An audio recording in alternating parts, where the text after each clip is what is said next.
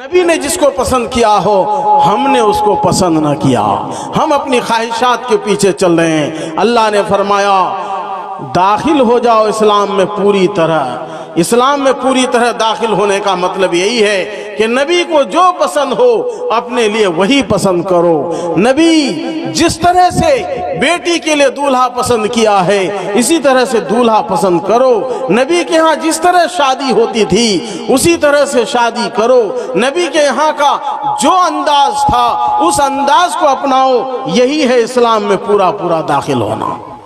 اور شیطان کے کھینچے ہوئے خطوط پر، شیطان کا دیا ہوا نقشہ، شیطان کا دیا ہوا راستہ، اس پر چل کر اپنے آپ کو برباد مت کرو، اس لیے کہ شیطان تمہارے لیے جو بھی راستہ طے کرتا ہے بھلے ہی دیکھنے میں وہ خوشنما لگتا ہو۔ تمہارا بیٹا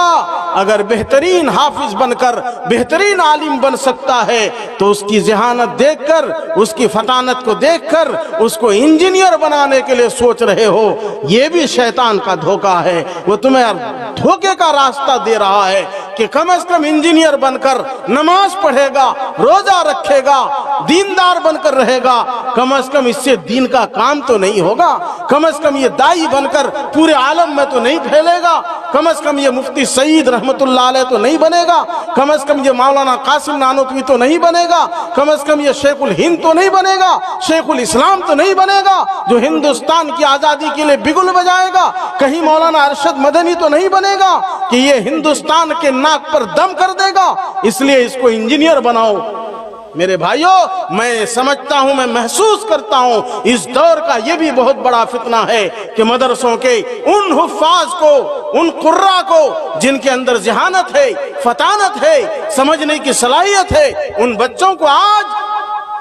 تیاری کے نام سے لوگ لے جا رہے ہیں اور حافظوں کو ڈاکٹر بنانے کی ہور چلی ہوئی ہے اور یہ سمجھ رہے ہیں بہت بڑا کام کر رہے ہیں۔ نہیں ہو سکتا آپ کا کام ہو رہا ہو لیکن یہ بہت بڑا کام نہیں ہے۔ میں سمجھ رہا ہوں کہ شیطان کا یہ دھوکہ ہے، شیطان دھوکہ دے کر اس لائن سے دوسری لائن میں لے جا رہا ہے تاکہ یہ اپنا کھائے پیے اور بلڈنگ بنائے، بڑی بڑی گاڑیاں لے کر گھومے، IAS آفیسر بن جائے، بن سکتا ہے لیکن اس سے حفظ کی دنیا کی کوئی بھلا نہیں ہو سکتی، مدرسوں کی دنیا کی کوئی بھلا نہیں ہو سکتی۔ میرے بھائیوں، بزرگوں، دوستو، وہ مدرسے کا بچہ مدرسے میں پڑھتا، دارالعلوم دیوبند سے فارغ ہوتا، مظاہر العلوم سے فارغ ہوتا، ندوۃ العلماء سے فارغ ہوتا، اپنے اندر سید ابو الحسن علی ندوی رحمت اللہ علیہ کے جذبات کو سموتا، مولانا رابع حسن ندوی کے جذبات کو اپنے اندر سمیٹتا، مولانا ارشد مدنی کی شجاعت و بہادری کو اپنے اندر لیتا، مولانا محمود مدنی کی قیادت کو اپنے اندر لیتا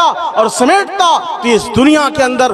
کوہرام مچاتا اور دنیا باطل اس سے کانپتی۔ لیکن ہم ذہین بچوں اور فطین بچوں کو اور مغز اور دماغ والے بچوں کو ہم نے اسکولوں میں ڈالنے کا فیصلہ لیا۔